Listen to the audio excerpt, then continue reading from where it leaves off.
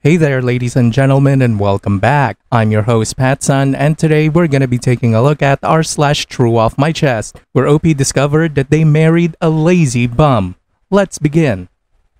I ignored my husband so much that he went away without telling me. Posted by Reddit user Anonymous Stories.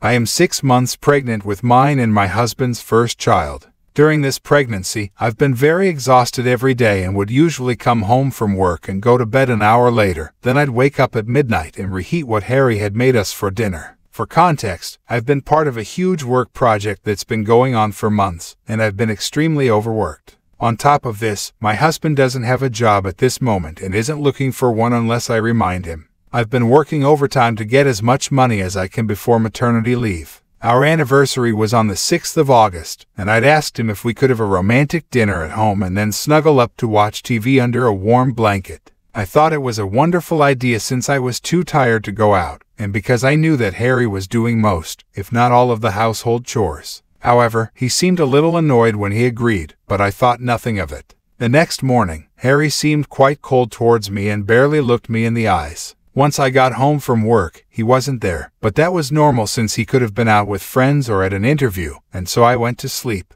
I woke up at 11 that night to see that I was still alone in the house, so I checked my phone. I had about 8 missed calls from Harry and a long text. I'm summarizing, but the text read, "I understand how tired you are because of this pregnancy and you having to work extra hours most days, but I'm over being ignored every day and having a 5-minute conversation with you every so often. You expect me to do all the housework and plan our boring anniversary alone. I'm really annoyed, so I'm staying at a friend's tonight. Text me when you see this." Of course, I called him and texted him about being sorry and wanting to talk, but I never got an answer. In the morning, I called my boss about having a day off and spent most of it waiting for Harry and planning my apology. However, when he came home, he silently handed me a rose and a card saying that he loves me but needs a few days away from me to figure out what he's going to say or do.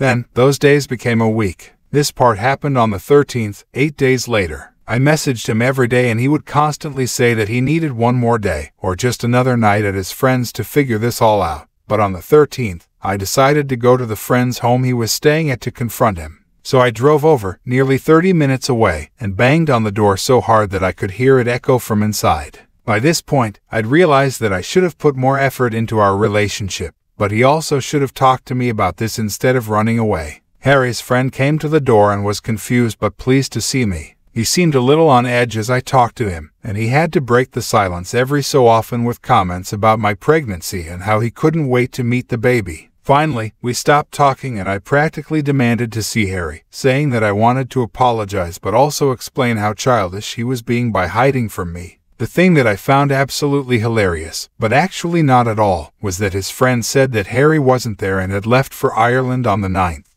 Ireland. To say I was absolutely beyond furious and extremely confused would be such an understatement. His friend invited me in and sat me down to talk. Turns out that Harry had told his friend of our problems and had come up with the solution of going on a holiday as a couple to sort everything out and learn to love each other again, in Harry's words. So of course, his friend thought that it was a lovely idea and helped him to book the flight on the evening of the 5th, the first time he had stayed at his friend's house. Since it was a last-minute booking, Harry's friend had stayed up with him for quite a while before they found a flight who was taking a few more passengers due to canceled tickets. His friend then explained how he'd been confused when I arrived at the door but didn't want to say anything about the holiday in case it had ended early due to us arguing.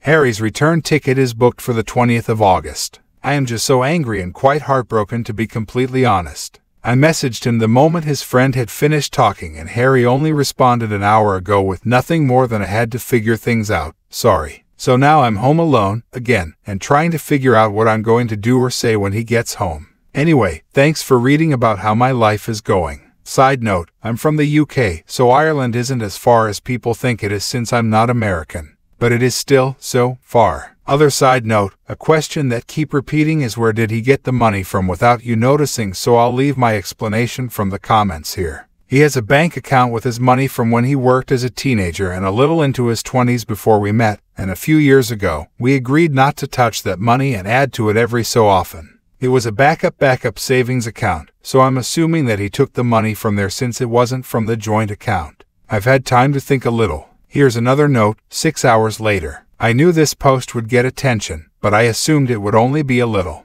I've never used Reddit before, but I've seen it on TikTok a few times, so I thought posts only became popular on there, and maybe this one would get as popular as my Am I the Asshole post. I was upset when I posted this and didn't think about how I'd handle all of the judgments and conspiracies once I'd calmed down. I appreciate the hard truths, empathy, and/or advice given to me, but I am not divorcing him, changing the locks, calling a lawyer, or anything like that. Small update. It's the 17th now. I've had a longer think. I'm not deciding anything until our talk, but I definitely won't be staying in my home with him after this. I can't trust him not to run away again. I'll talk more about this on my actual update, but I've gained some self-respect and realized he's being an asshole. I talked to my mom and she's happy for me to move in with her on the 21st, and I'm free to stay for as long as I need to. So, I'm going to post an update just to clear the air when I can, hopefully the day after Harry is home, and then delete this all a day or two later, or I'll forget to.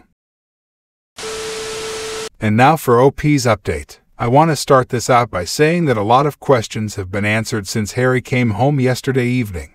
The main one being that he did use the second ticket, but for his sister. For the last few days, Harry's friend has been living with me and helping me through this.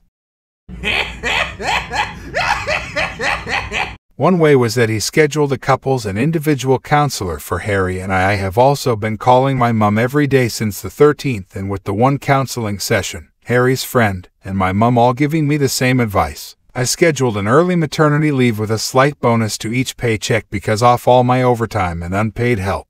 I officially leave work in 4 days. Back to yesterday, Harry's friend went to pick Harry up and sent me photos of who he was with as reassurance that it was his sister, Tiff, not her real name. When they arrived, I'd prepared dinner and cleaned the downstairs of our home so that we could have a civilized conversation without hunger or distractions to stop us. Harry looked extremely tired, and he seemed to be on the verge of crying the moment I opened the door to them all. I was incredibly patient for the sole reason of being able to get through this discussion in one piece, and so when Harry wouldn't speak, I let Tiff explain why she had gone with him. Tiff is a lovely lady who helped me through the few months before my pregnancy. However, Harry didn't stay in close contact with her, and I lost touch when the work project started. Because of this, she had no clue about anything going on until Harry called her and said that he had a spare ticket to Ireland. At first, she was reluctant since she knew that I was pregnant, and so she tried to ask why he would leave and if I was with someone who could care for me. Eventually, Harry snapped and told her the real reason of why he was going away, and so she joined him to make sure that he knew it was wrong, but also to help him through all the emotions that he was feeling.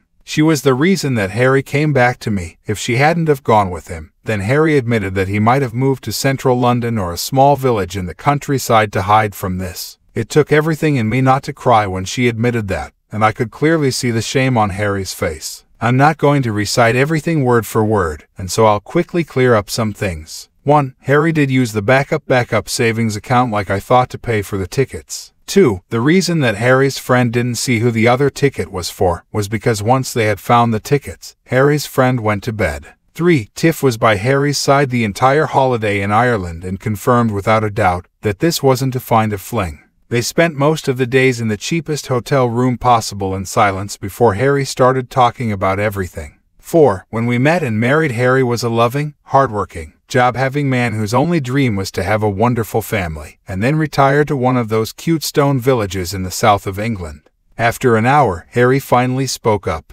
Tiff and Harry's friend went into the living room, but I never realized how strange it would feel to be with Harry again. He confessed that he'd stopped loving me a month into my pregnancy. It wasn't to do with the fact that I was sick all the time, dirty as a mole, or wouldn't stop talking about the baby. He just didn't have a reason. Since he couldn't think of why he stopped loving me, he assumed that the love would come back in no time, that maybe it was some delusion caused by the stress of a baby on the way. Over time, that love didn't come back and he started feeling incredibly guilty and alone in it all, which is when he got fired from his job. He told me it was because his work performance was belittled by new management, but it was really because he was too trapped in his feelings to think of anything but how much he still didn't love me. Then, he never tried to get a job, because sitting at home without me, since I had to work more, was much better than sitting at work and possibly getting fired again. He came to love how he had alone time until the moment that he felt alone. That was when he refused to work just so he wouldn't have to see me. He wanted to sit and wait and see how long it would be before I came. The trip was to test the waters. It was to see if life would be better without me. He still hasn't decided. In his whole explanation, he kept emphasizing how he didn't love me and said it like I was a child who needed to hear something 1,000 times just to understand it. He never apologized. In a rough way, I was shocked, distraught. If you have a word to describe that awful emotion, then I felt it. I cried, I shouted, I cried again, and we sat in silence until I could talk. Then I told him how I could never trust him again. How could I possibly trust him not to walk out on me or the baby? How could I trust him to tell me these things or explain his emotions or to see the story from both sides? How could I possibly work myself dry again for an unloving husband? And so I made the decision for him. We would go to couples counseling, not to be a better couple, but just to understand each other and learn to communicate properly while together and to other people. No matter what, our lives would always involve each other because of the marriage and baby, and so we need to be able to talk. I've moved into my mom's home and I'm free to stay for as long as I need to. My mom is helping me to make the spare room into a nursery and is being the most amazing, supportive, incredible mom anybody could be. Tiff and I are going to stay in closer contact, and Harry's ex-friend said that he can be the appointment driver and is going to be my second emergency contact. As for when I'm in labor, my mom will be with me, and Tiff and Harry's ex-friend will be waiting to meet the baby and to stop Harry from even seeing the delivery room. Finally, I made it clear to Harry that we will separate for now but will divorce or remain separated after the baby is born. I will make sure that he is not mentioned on my emergency contacts. He can't be trusted to show up or even where he says he is. I'm not going to update this anymore since I have things to do and a baby to prepare for. Thank you for sticking around and reading this all. I'll respond to whatever comments I see or want to, but those are all I'll say after this. OP, now that you're not spending every day with him, I hope that you realize that you married a useless piece of trash and that you'll be much better off without him. It's just sad that he's a coward that can't use his words, and he's so lazy that he can't even get his fat ass off the couch to look for a job. Look man, it sounds like you have a good grip on reality. May your future be great with your kid. Good luck. Viewer support is the best way for me to remain independent and continue bringing you these daily videos, which will always be here on my channels for you to watch absolutely free. So please consider subscribing to me on Rumble and on YouTube. Both will be linked in the description box down below.